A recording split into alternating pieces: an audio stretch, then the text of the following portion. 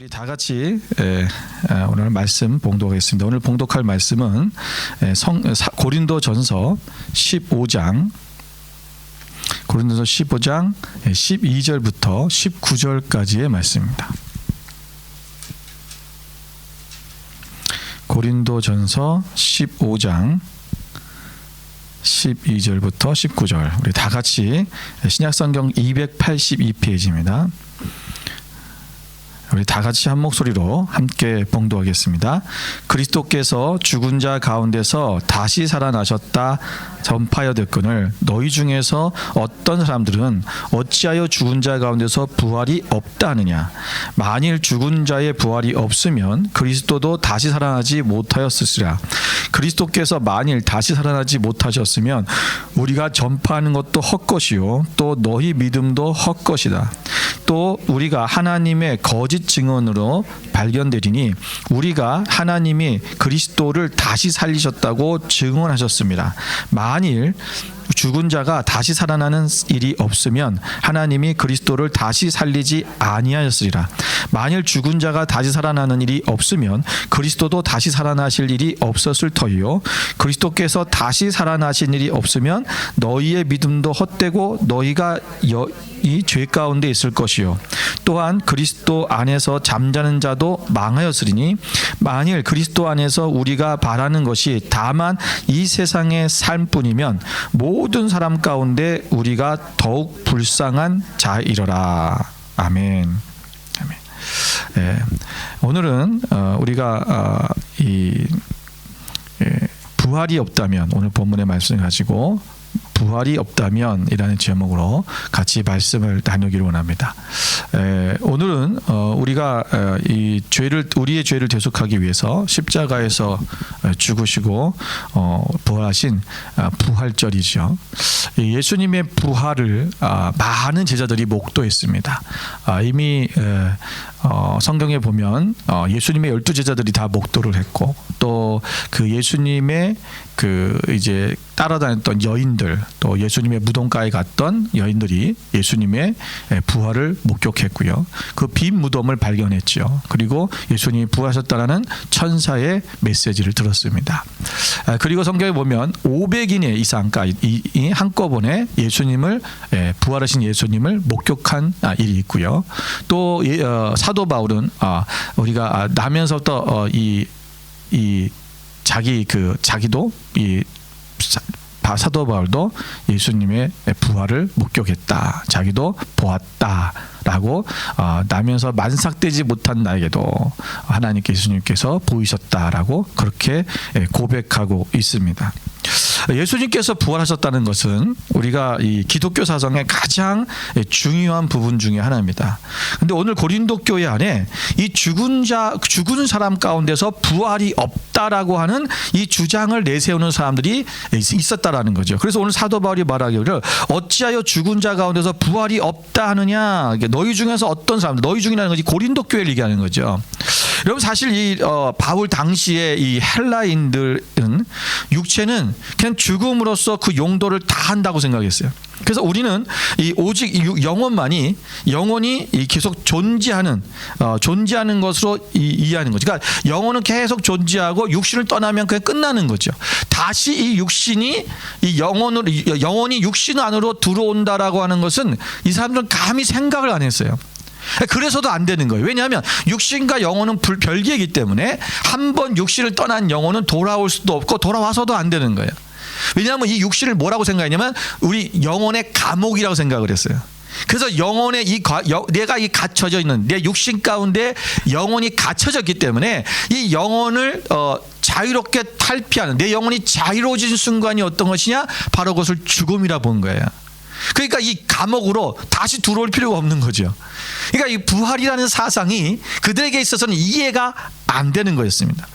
그래서 오늘 그런데 이 당시에 이 고린도 교회가 뭐냐면 이 헬라 사상이 아주 강한, 다시 말하면 이방인들로 주로 많이 이루어져 있는 교회가 바로 이 고린도 교회입니다.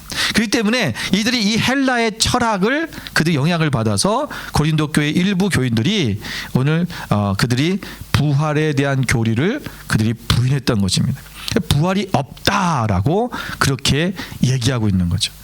그리고 오늘 본문의 말씀에 보면 사도 바울이 부활이 없다고 주장하는 자들의 그 모순을 논박하고 있는 거예요. 그래서 만일 부활이 우리에게 없으면 우리는 어떻다라는 걸 통해서 부활이 정말 있어야 되고 예수님의 부활은 확실한 거고 예수님은 부활하셨다는 것을 지금 논증하고 있는 것입니다. 여러분, 기독교의 3대 교리의 뿌리는 뭐냐면 바로 예수님의 동정녀 탄생입니다. 첫 번째는 예수님의 동정녀 탄생이고, 두 번째는 예수님의 십자가의 죽으심이에요. 그리고 세 번째가 뭡니까? 예수님의 부활하신 사건이에요. 이 세 가지 사건 중에서 어느 하나의 사건도 빼먹으면 안 돼요.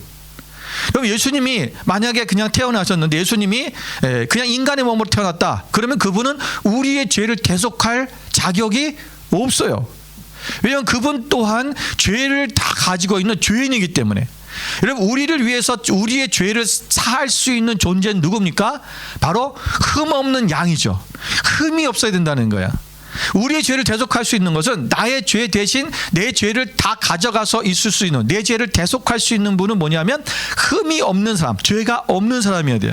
그런데 모든 인간은 다 죄인인 거죠. 그래서 부모의 그 유전을 받아서 내려왔다면 문제가 생기네요. 그래서 예수님은 동정녀 마리아에게 탄생하셨기 때문에 예수님은 죄가 없다라는 거죠. 그래서 예수님이 동정녀 탄생이 그렇게 중요한 거예요. 그리고 두 번째는 예수님은 십자가에서 우리 죄를 대속해서 죽으셔야 돼요. 죽지 않으면 우리의 모든 죄를 짊어지고 죽지 않으면 우리 죄가 사함받은 게 아니죠. 예수님이 죽으셨다는. 근데 여기서 죽은 걸로 끝나면 또 안 되는 이유가 뭐냐면, 그럼 우리는 그 세상에서 다른 사람들과 똑같이 죽은 거랑 똑같은 거예요. 거기서 끝나면 안 된다는 것입니다. 그래서 여기서 바로 부활, 이 부활의 믿음, 부활의 신앙이 우리 가운데 있어야 된다는 거죠. 이 세 가지의 사건을 우리가 믿지 못하면, 그 중에 어느 한 가지라도 믿지 못하면 우리의 믿음은 헛것이 되고 맙니다. 이 세 가지를 믿지 않는데 내가 예수님을 믿어요, 나는 그리스도인이야라고 말할 수 없지요. 이 세 가지 사건다. 우리가 이 세 가지 사건 중에서 많은 사람들이 오직 잘 믿고 있는 게 하나가 뭔지 알면 십자가의 죽으심이에요. 그리스도인들이. 그러니까 오늘 크리스찬들이 믿고 있는 거는 이 세 가지 중에서 대부분 있잖아요. 예수님 십자가에서 죽으셨다 라는 것만 믿고 있는 경우가 많다는 거죠. 아니요. 여러분, 예수님께서 동정녀 마리아로 인해서 잉태되셨다라는 사실을 믿어야 되고요. 예수님 부활하셨다는 이 사건을 믿어야 돼요. 이 세 가지가 같이 믿어져야 된다는 것입니다.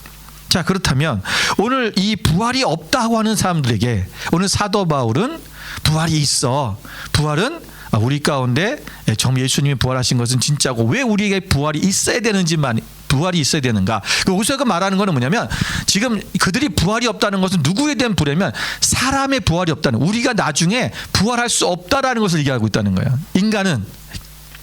사도 바울이 오늘 우리가 죽은 다음에 다시 훗날에 우리가 부활이 없다면 예수님의 부활도 믿을 수가 없다는 거죠. 예수님의 부활도 없다라는 거예요. 그것을 논증하고 있는 거예요. 그래서 우리의 부활이, 왜 우리가 죽은 후에도 우리가 부활이 있다는 것을 말씀해야 되는 것인가라는 것을 오늘 그가 말씀하고 있는 것입니다. 자, 첫 번째, 우리가 사도 바울은 이렇게 말씀하고 있습니다. 자, 우리가 전파하는, 만약에 부활이 없다면 여러분 14절에 보니까 우리가 전파하는 것도 헛것이다라고 말씀하고 있죠. 여러분 13절 14절 같이 한번 읽어볼까요? 다시 한번 읽어보시면, 만일 죽은 자의 부활이 없으면 그리스도도 다시 살아나지 못하셨으리라. 그리스도께서 만일 다시 살아나지 못하셨으면 우리가 전파하는 것도 헛것이요, 이렇게 말씀하고 있죠. 그러니까 우리가 죽은 자의 부활이 없으면 그리스도도 다시 살아나지 못할 것이다. 그리스도께서 만일 다시 살아나지 못하셨다면 우리가 전파하는 이 믿음, 우리의 전파하는 이 복음이 헛것이 된다라는 것입니다. 여러분, 우리가 믿는, 누가 또 전기를 켜는지 끄는지 하는 거예요. 우리가 믿음의 대상인 예수 그리스도는 세상의 다른 성인들과 다릅니다. 여러분, 이 석가모니나 그림을 보시면 여러분 공자나 또는 마호멧이나 여러분 이런 사람들을 보십시오. 이들은요 다 죽었어요. 그들은 무덤이 있습니다.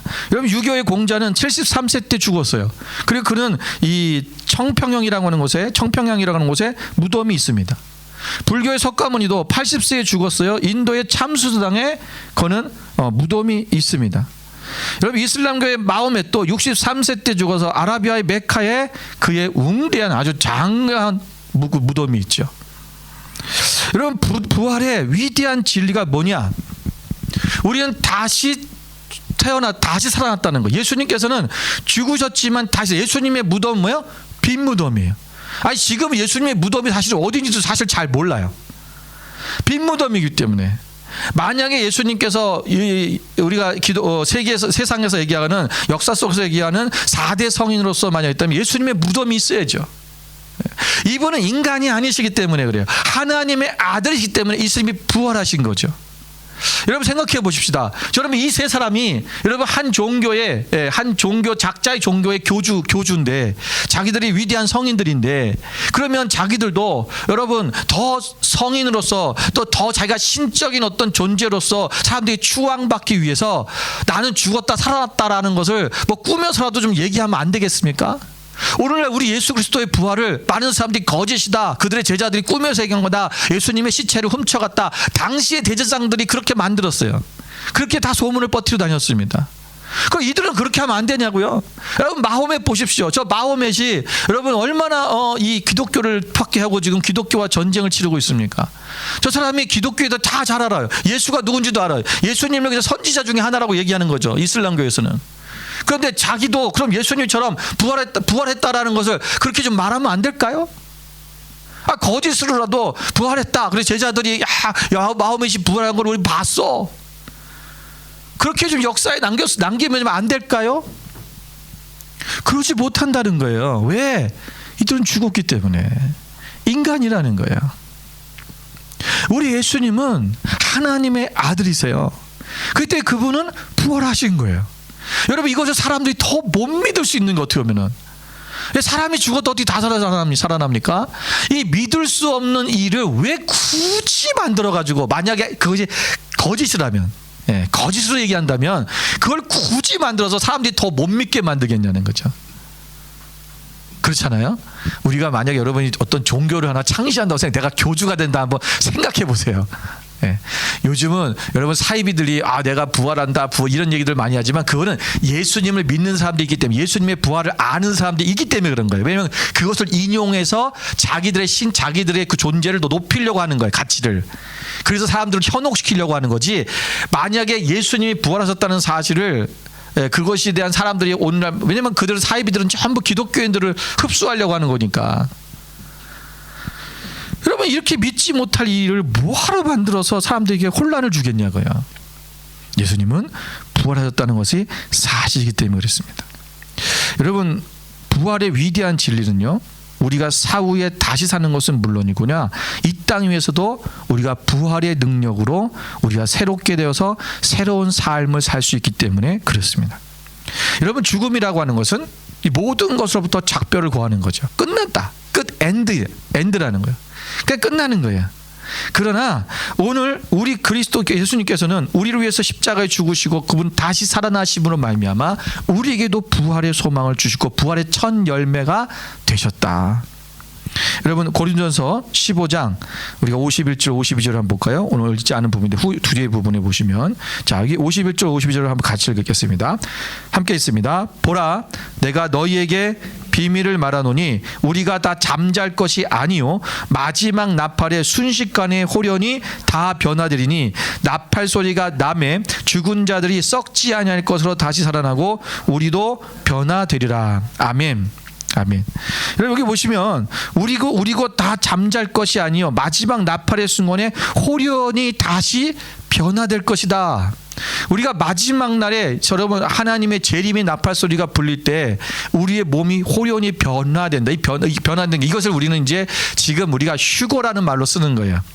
여러분, 휴거라는, 어떤 분들이 휴거 얘기하니까 성경에 휴거라는 말이 어디 있습니까? 없어요. 휴거라는 말은, 그 단어는 없지만 이 상황을 가지고 휴거라고 표현을 한 거죠. 왜 우리가 호련히 우리가 다 변화되는 거예요. 그 변화가 뭐냐면 부활의 몸체로 변화되는 거예요. 예수님이 부활하셨을 때 예수님의 몸체가 어땠어요? 만져지기도 하고 먹기도 하시고 하는데 그의 몸체가 어떻게 돼요? 이 공간을 공간과 시간을 지배받지 않아요. 그래서 이 다락방에 있는 제자들에게 문이 닫혀 있는데 예수님이 쑥 들어오시죠. 나타나시는 거예요. 그러니까 이 공간, 이 어떤 물질, 이것에 대한 제재를 받지 않아요. 여러분, 이것을 제재를 받지 않는 것은 어떻게 보면 유령이죠. 예, 그거는 혼이에요. 그런데 혼은 만져지지 않아요. 혼은 먹을 수가 없어요. 그런데 예수님의 몸체는, 부활체는 만져지기도 하고 이것이 그냥 시공간을 통과해버려요. 엠마오에 있는 제자에게 나타나셨다가 갑자기 사라지시고. 이게 뭐냐면 이게 부활체예요. 그러니까 우리의 몸이 갑자기 호련히 변화돼 버려서 부활체로 바뀌어버려. 이게 우리가 그때 부활되는 거예요. 이게 죽은 자가 다시 무덤에서 부활하고요. 그리고 우리가 살아있는 자는 그때 부활의 몸체로 바뀌어서 우리가 하나님께로 예수님의 공중의 호린잔치에 참여하게 되는 거예요. 여러분, 이 시대가 지금 마지막 때다. 뭐 예수님의 우리가 이제 그 예수님의 재림이 가까웠다. 마지막 때다. 종말의 시기 가까웠다. 세상에 돌아가는 걸 보면 뭐 우리 종말의 때, 마지막 때가 가까운 것은 맞아요. 그런데 여러분 두려워하지 마세요. 우리 믿는 자들은 여러분 하나님께서 우리를 예수님이 오실 때 그 재림의 나팔 소리가 불릴 때 우리는 호련히 변화돼서 우리는 추고당할 거예요. 주님께로 올라간다는 거예요. 여러분, 그거 왜 두려워합니까?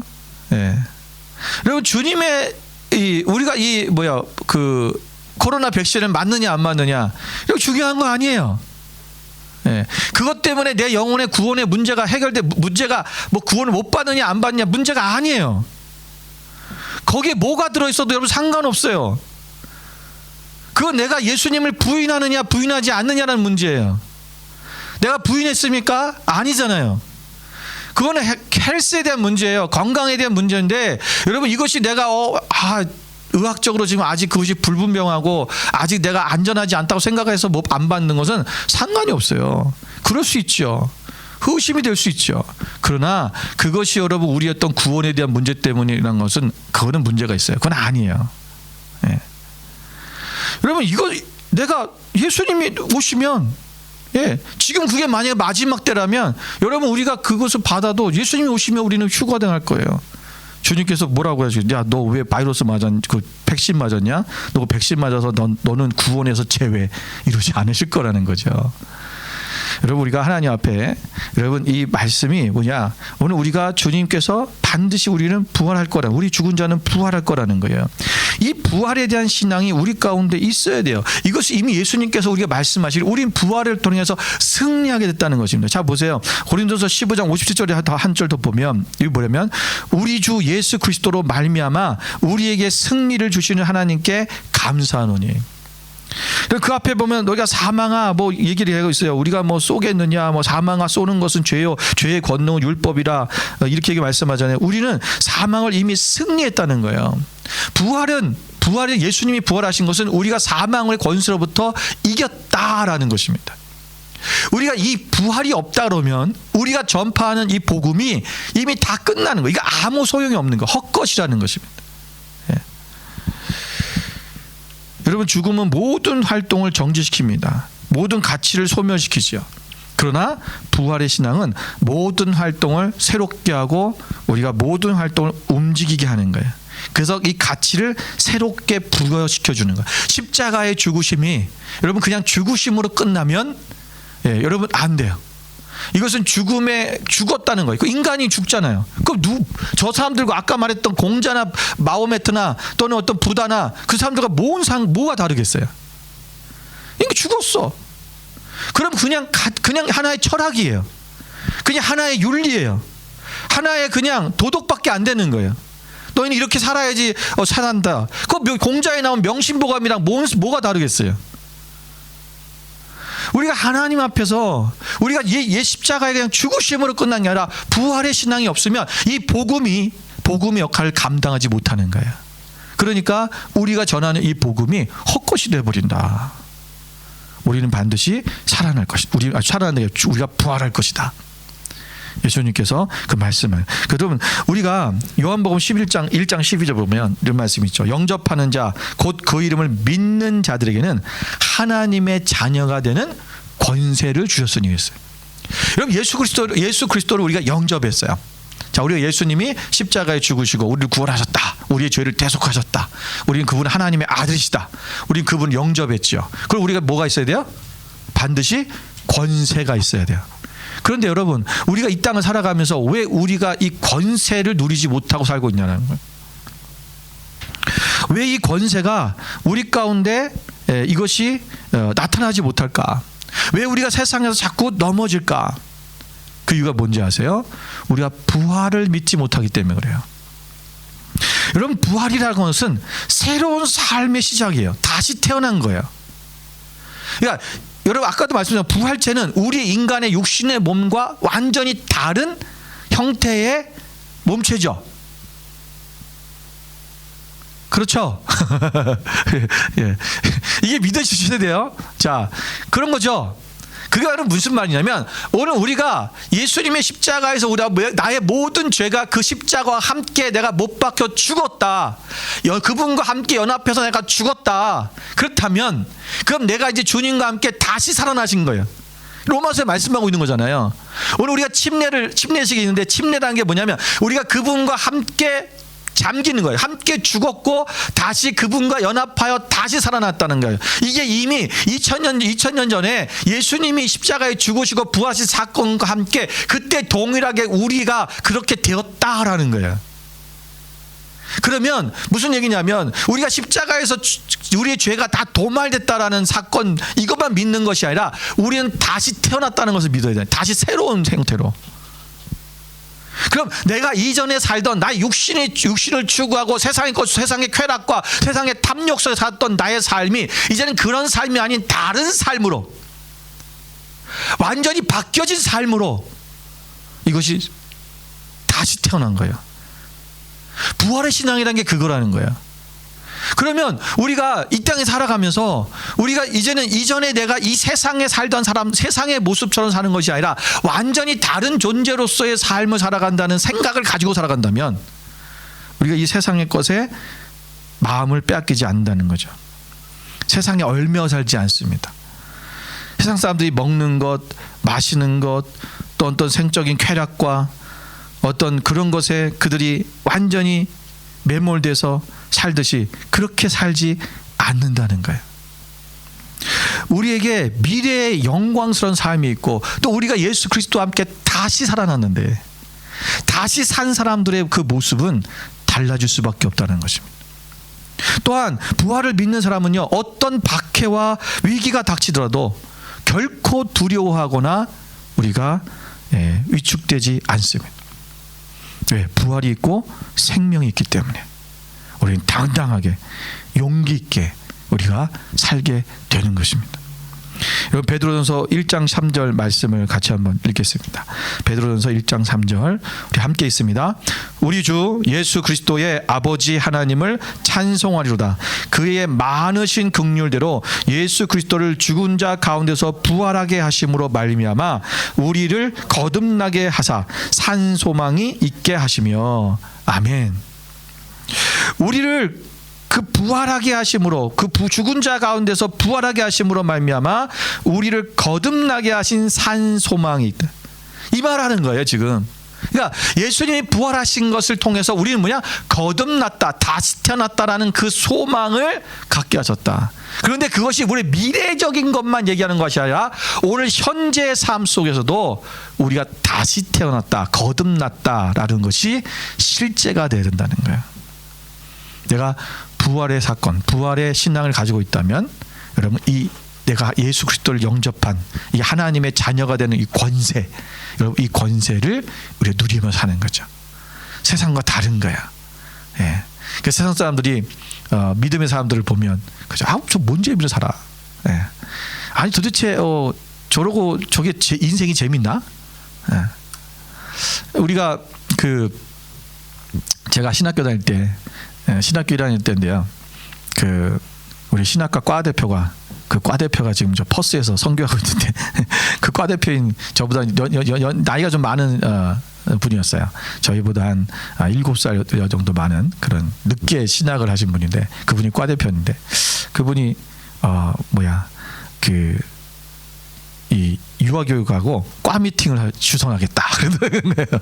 그랬더니 이제 그 우리 학생들이 신학과 학생들이 막 환호를 질렀습니다. 유아교육과는 여학생만 있거든요. 신학과는 거의 남학생만 있고 여학생은 한 8명 정도 있었어요. 근데 어느 날 과 대표가 와서 발표를 하는데 결렬되었다. 왜냐 했더니 신학생들은 재미없어서 미팅 안 한다. 그랬다는 거예요.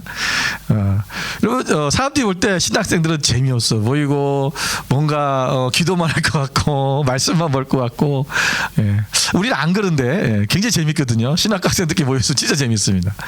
근데 사람들이 볼 때는 아주 재미없는 인간들, 하나님 앞에 자신의 삶을 드린 사람들 그렇게 생각하다 보니까 그냥 인간 보통 사람들과 생각 같다고 생각하지 않는 거죠.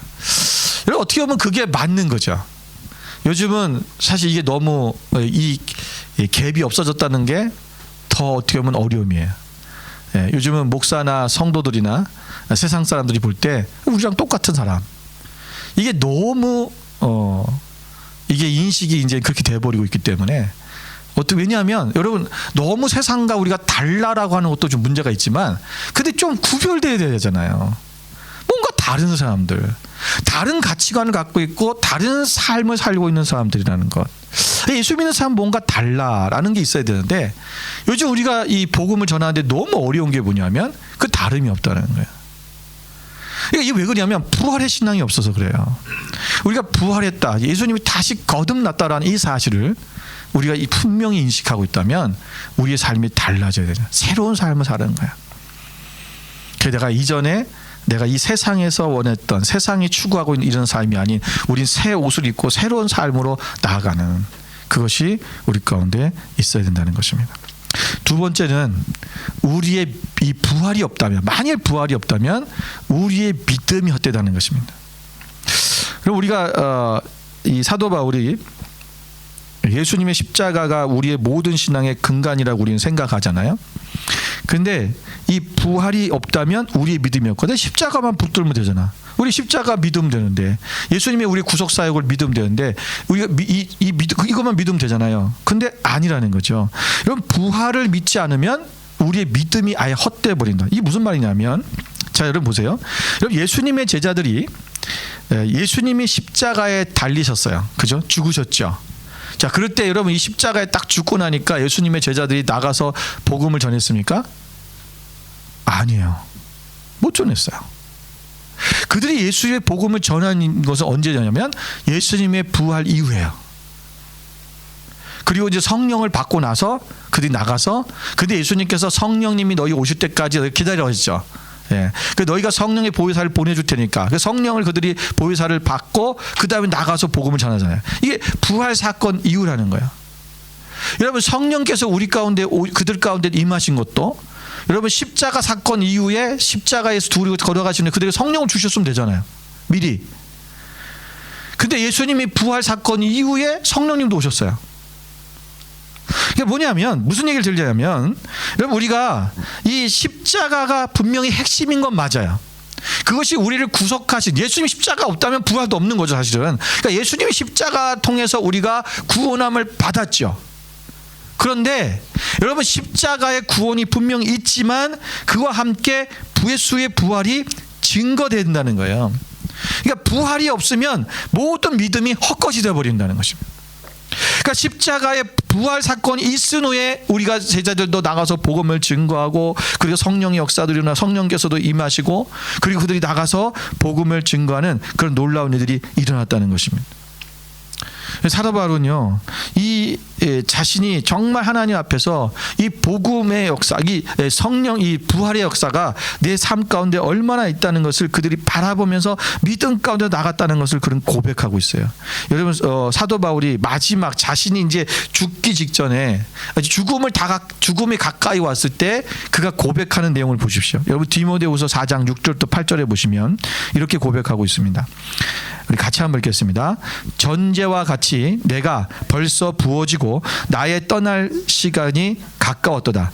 나는 선한 싸움을 싸우고 나의 달려갈 길을 마치고 믿음을 지켰으니 이제후로는 나를 위하여 의의 면류관이 예비되었으므로 주 곧 의로우신 재판장이 그날에 내게 주실 것이며 내게만 아니라 주의 나타나심을 사모하는 모든 자에게도니라. 야, 그럼 보세요. 내가 이제 달려갈 길을 다 마치고 내가 믿음을 지켰는데 이제 후로는 내가 의의 면류관 예비된 그 재판장 앞에 내가 그분 앞에 갈 것이다. 그 내가 주의 나타나심을 사모하는 모든 자에게라냐. 이것이 우리가 주님께 대한 소망, 하나님 나라에 갈 것에 대한 소망을 지금 가지고 있다라는 것을 말씀하고 있어요. 그는 부활의 확실한 기쁨 속에서 그는 죽음을 지금 맞이하고 있는 거예요. 여러분, 많은 사람들은 죽음을 두려워합니다. 예.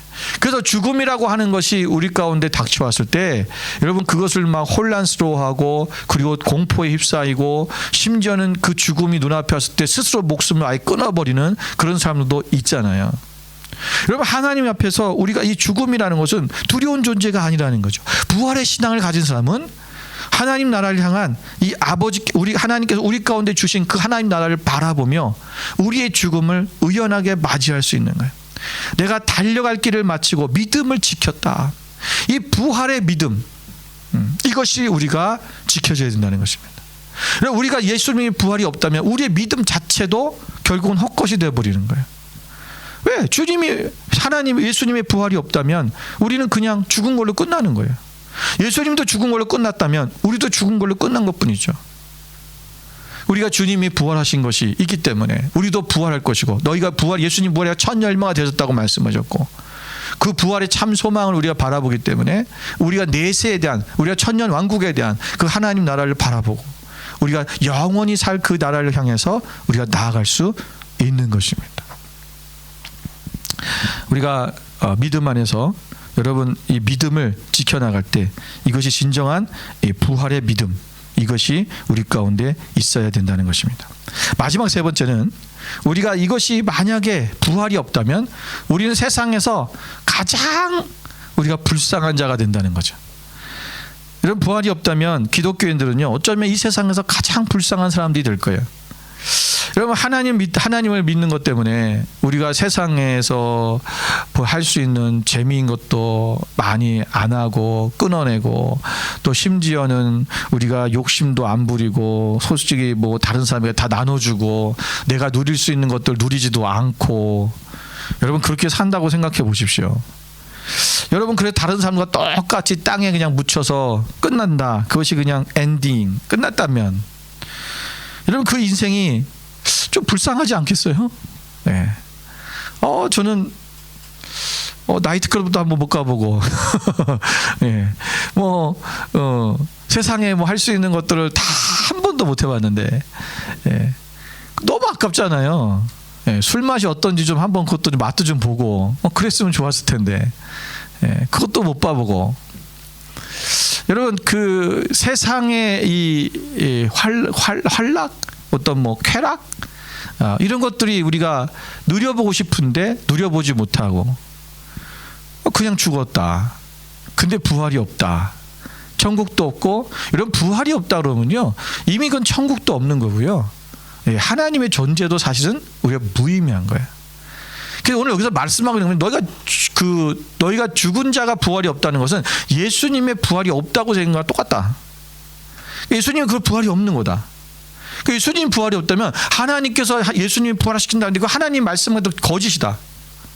우리가 증거하는 우리는 증인으로 살고 있는데 이 증인 또한 다 거짓이다. 증인 거짓 증인하는 거다. 그럼 우리는 세상에서 뭐하는 사람들이야? 거짓말쟁인 거야. 여러분, 만약에 하늘나라 갔는데, 하늘나라가 아니라 우리가 죽었는데, 그러면 이것이 다 거짓이에요. 그 우리는 뭐하는 사람이냐면 정말 세상에 아주 그냥 새빨간 거짓말쟁이들이 돼버리는 거예요. 끔찍하잖아요. 여러분, 우리는 그런 사람이 아니야. 우리는 불쌍한 사람이 아니죠. 여러분, 여러분 정말 예수님은 살아계시다는 거예요. 여러분, 그런데 정말 이 십자가의 부활을 보지 못한 사람들이, 부활이 없는 사람은요 얼마나 불쌍한지 보세요. 여러분, 예수님의 제자들 볼까요? 예수님의 십자가의 죽으심을 봤어요. 경험했죠. 그러고 난 제자들의 모습이 어떻습니까? 여러분 베드로의 모습을 보십시오. 그는 예수님을 앞에 십자가 앞에 가보지도 못했어요. 두려워서. 그는 나는 고기 잡으러 가겠다가 고기 잡으러 다시 고향으로 떠납니다. 엠마오로 가던 제자들도 다시 고향으로 돌아간 거예요. 그냥 십자가의 죽으심은 그들에게 모든 게 끝난 거예요. 3년 동안 예수님을 따라다녔던 그 모든 길이 헛것인 거죠. 어떤 제자는 그 예수님의 제자라고 그를 붙잡으려고 하니까 옷을 다 벌거벗고 도망갔다 그랬어요. 예수님의 죽으심의 그 사건 이후에 제자들의 모습을 보십시오. 얼마나 불쌍합니까? 그러니까 3년 동안 그들은 헛짓한 거죠. 괜히 가정도 떠나고, 그들은 그냥 세상의 사람들이 누리고 싶은 모든 걸 누리지도 못하고 예수님과 함께 그 잠도 편히 못 자면서 어떤 때는 들녘에 살면서 그냥 그 먹는 것도 제대로 먹지 못하면서 예수님과 3년 동안 그 동고동락한 것뿐이에요. 좋은 말씀은 들었겠지요. 좋은 무슨 교훈적인 말은 그들의 마음속에 남아있을지 모르겠어요. 여러분 근데 그것도 얼마가지 못합니다. 끝난 거예요. 참 불쌍해 보였어요. 그런데 여러분 이 제자들이 이 소망이 끊어지고 나니까 무엇을 해야 될지 어떻게 할지 알지 못했지만 부활하신 예수님을 만나는 순간 그들은 불쌍한 자가 아닌 그들은 승리한 자가 되어버렸어요. 여러분 저는 그들이 성령의 세례를 받고 그들이 나가서 담대하게 복음을 증거할 수 있게 되었지만 여러분 그 성령의 세례를 통해서 그들에게 하나님께서 무기를 주신 거지. 여러분 저는 그들이 성령의 세례를 안 받았어도 나가서 복음을 전했을 거라고 충분히 믿어요. 여러분 생각해 보세요. 내가 따라다녔던 하나님의 아들이라고 믿었던 사람이 예수님이 부활하셨어요. 죽은 걸 분명히 봤는데 예수님이 분명히 다시 살아나시고 내 앞에 나타나시고 여러분 봤다면 여러분 어떻게 하겠습니까? 목숨을 걸고 그 예수님을 증거하겠죠. 여러분 우리가 죽음이라고 오늘 보면 이 사도 바울이 부활이 있다고 확고하게 지금 말하고 있는 얘기가 뭐냐면 18절에 보시면요. 사도 바울은 성도의 죽음이 지니는 바 의미를 잘 말해주고 있어요. 여기 보면 잠잔다라고 얘기했잖아요. 그러니까 우리는 그리스도 안에서 잠자는 자도 망하였으리니 이랬잖아요. 만약에 부활이 없다면 그리스도 안에서 잠자는 자도, 그러니까 그리스도 안에서는 죽었다는 표현을 쓰지 않고 잠잔다는 표현을 썼어요. 그래서 잠잔다는 표현은요 헬라어로 코이마오라고 하는데 이 코이마오가 그래서 우리가 코마라는 말을 쓰는 거야. 여기서 코마라는 말이 영어가 나온 건데 여러분 뭐냐면 이거는 죽은 것 같은데 아직 살아있는 거야. 깊이 잠자고 있는 거죠. 그러니까 죽었다는 표현이 될 수 있지만 잠자고 있는 표현이에요. 죽은 거 아니에요. 여러분 코마 상태인 사람은 우리 죽었다고 그래 살았다고 그래요. 살아있어요. 죽은 거 아니에요. 옛날에 의학이 발달하지 않을 때는 이미 죽은 거니까 그냥 묻어버렸어요. 그러나 지금은 여러분 그것이 살아있는 거예요. 우리가 이 코마 상태, 그러니까 우리는 죽은 게 아니라는 거죠. 우리는 단순히 잠자고 있다라는 표현을 쓰고 있는 거예요. 여러분 그리스도 안에서 죽은 자는 결코 사망에 이르는 것이 아니라 우리는 잠자고 있다. 이건 사망이 아닌 다시 우리가 왜 부활 안에서 우리는 다시 깨어날 거기 때문에 잠시 우리는 잠을 자고 있는 거기 때문에 그렇다라는 거예요. 여러분 데살로니가전서 4장 16절 17절 보면 똑같은 아까 고린도전서 우리가 15장에 나오는 말씀과 비슷한 말씀이 또 있어요.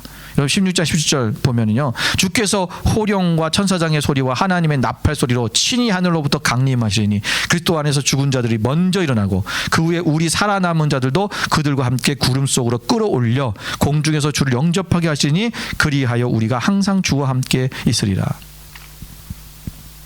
여러분 예수님의 제자들이 예수님이 부활하신 이후에 그들의 삶들은요 담대함이에요. 여러분 부활을 목격하고 부활하신 예수님 만났던 그들은요 생명을 다해서 증명해요. 여러분, 예수님이 부활하셨다는 사실을 우리가 정말 그 증거, 전에도 말씀드렸지만 예수님이 부활하신 증거가 여러 가지가 있는데, 뭐 우리가 세마포가 그대로 놓여 있었다, 이 그대로 놓으셨다는 것은 뭐냐면, 예수님의 세마포를 싼다는 것은, 여러분 우리가 생각할 때 이렇게 수의를 얻듯이 사람이 죽으면 이렇게 수의를, 우리는 한국에서는 수의를 이렇게 덮어주잖아요. 그거 얘기하는 게 아니에요. 이들의 장례 문화는 뭐와 같아요? 그러니까 이집트의 장례 문화를 많이 가지고 왔어요. 거기서 오래 거의 400년, 430년 동안 살았기 때문에 그때 문화를 그들이 많이 갖고 온 거예요. 그리고 이들도 무슨 신앙이 있어요? 하나님 나라에 들어간다는 이 신앙이기 때문에 시체를 여러분 태우거나 다 묻어요. 근데 묻는데 되도록이면 시체가 썩지 않도록 하는 거. 이집트에서도 말하는 그들이 이 미라 이런 것들처럼 이들도 그래서 향품을 집어넣는 거예요. 그래서 모략과 향유 이런 것들을 집어넣는 거예요. 그래서 이것을 집어넣어서 되도록이면 시체가 오래 가도록 만드는 게 그들의 문화였어요. 그래서 이게 뭐냐면 시체를 손으로 싸서 올려놓은 거예요. 그런데 이 성경의 표현이 뭐냐면 그 세마포가 그대로 있었다라는 말이 뭐냐면 그 모습 그대로 있었다는 거예요. 그러니까 이 세체가 뭐냐면 세마포가 말려 있으면 어떻게 돼요? 사람이 죽었는데 그냥 갑자기 기절했다 깨어났다면 어떻게 돼야 되는 거예요? 이 세마포가 흩어져 있어야 돼요. 그런데 세마포가 말려 있는 그 상황에서 이 시체가 부활체이기 때문에 이 시공간을 뛰어넘으니까, 물질을 뛰어넘으니까 쑥 빠져나간 거예요. 그리고 그대로 쫙 가라앉은 거죠. 여러분, 그 예수님의 영화에 보면 이 예수님 부활에 대한 영화를 잘 찍은 데가 어떤 거냐면 이걸 표현해 놨어요. 그래서 보면은 예수님 부활하실 때 이 세마포의 이 수가 그대로 쭉 가라앉아요. 그대로. 이게 증거예요. 근데 이것도 니들이 그리 썼잖아. 니들이 꿈에 쓴 거 아니야? 기독교인들이? 뭐 그렇게 얘기하면 또 할 말이 없어요. 그런데 여러분, 성경의 내용들을 여러분 이것까지 생각하며 썼다라는 것도 대단한 거죠. 만약에 꿈에서 썼다면. 네. 자, 그런데 가장 큰 증거가 있어요. 그게 보니까 바로 예수 그리스도의 제자들의 삶의 변화예요. 그들이 십자가 부활 이전과 부활 이후의 삶이 완전히 달라졌다는 것입니다. 부활 이전은 그들은 도망자였고, 예수님 부인한 자였고, 그들은 부끄러운 자였고, 그들은 패배자였고, 그들은 감히 예수님이 구주라고 메시아라고 전할 수 없는 자들이었는데, 예수님의 부활 이후에 그들의 삶은 그들은 증인이 됐고, 담대하게 복음을 증거하고, 내가 예수님의 말씀대로 살기를 결단하고, 그들이 만약에 여러분 그것을 꾸며서 얘기하고 자기들이 예수님 시체를 훔쳐다가 만약 그렇게 했다면 정말 그 예수를 위해서 자기 목숨을 바쳐서 십자가에 달려 자들이 다 죽고 순교당할 정도로 여러분 그렇게 그들이 할 수 있겠냐라는 거예요. 훗날 오늘날 사람들이 어떤 맹목적인 신앙 안에서 그것이 그냥 막 주입돼 가지고 쇠뇌시켜서 그렇게 할 수 있어요. 뭐 마호메트 믿는 사람들 다 그렇게 죽잖아요. 그러나 당시에 진짜 예수님을 보고 그분을 따라다니면서, 여러분이 만약에 제가 저를 스승으로 알고 저를 만약에 뭐 어떤 교주로 알아서 나를 따라다니고 저를 막 추앙하고, 저분이 정말 메시아야, 부활할 다시 재림주야 라고 막 생각했는데, 여러분 부활한다 그랬는데 어느 날 죽었어요. 근데 여러분들이 갖다가 숨겨놓고 진짜 부활했다, 그리고 저를 위해서, 여러분 그 믿음을 위해서 여러분이 순교할 수 있습니까? 못하죠. 2차, 3차적인 사람한테는 그것이 전달돼서 거짓이 전달돼서 그럴 수 있어요. 그러나 1차적인 본인들은 못해요. 그럴 수 있다는 것은 그들이 진짜 예수님의 부활하심을 목격했다는 거예요. 어떤 증거보다도 가장 중요한 증거, 바로 증인된 그들의 삶이에요. 여러분, 부활은 있습니다. 오늘 우리도 부활될 것입니다. 우리가 죽은 자들이 먼저 부활할 것이고, 산 자들도 하나님 앞에 구름 속으로 끌어올려가서 휴거당, 우리의 몸체가 변화되어서 구름 속으로 끌어올려가는 우리의 부활이 우리 안에도 있게 될 것입니다. 오늘 주님 앞에 여러분 이 부활의 신앙을 우리가 붙들고, 부활 있을까? 그게 아니라 이 부활의 신앙으로 새로운 삶, 우리가 부활의 새로운 모습, 새로운 몸체로 사는 것처럼 나는 이제 완전히 새로운 사람이 될 거야 라고 하는 이것이 결단이 우리 가운데 이루어져서 정말 이 부활절을 맞이하는 우리의 삶 속에 그냥 결혼 하나 먹고 끝내는 날이 아니라 정말 하나님의 그 부활을, 예수님의 부활을 다시 한번 기억하며 우리 또한 새로운 삶으로 살아가는 저 되시기를 주님의 이름으로 축원을 드립니다.